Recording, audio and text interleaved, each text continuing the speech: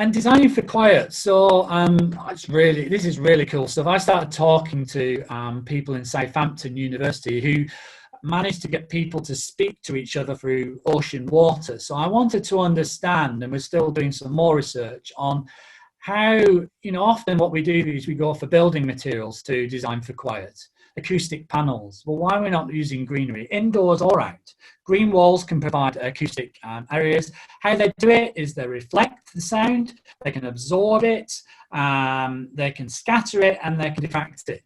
And again, I mentioned, you know, this little water feature here, that's around the sort of noise and traffic that I mentioned before. But you can see the houses there. If we go on to the next slide. And you can see, you know, this is just a bottom fern in a house that actually will absorb some of the noise.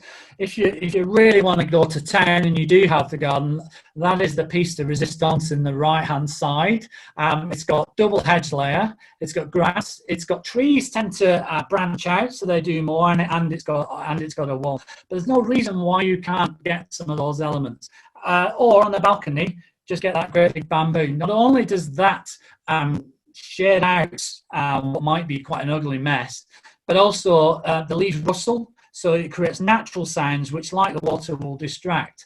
Now, we still need to do more research on designing quiet. We know from a research paper that some plants can take out high frequencies and some plants can take out low frequencies. So there's still more work to work out, you know, which plants are best for absorbing sound and how can we maximize that, or how can we grow them or even prune them. Maybe we need to prune them like this to actually get more out. So next slide.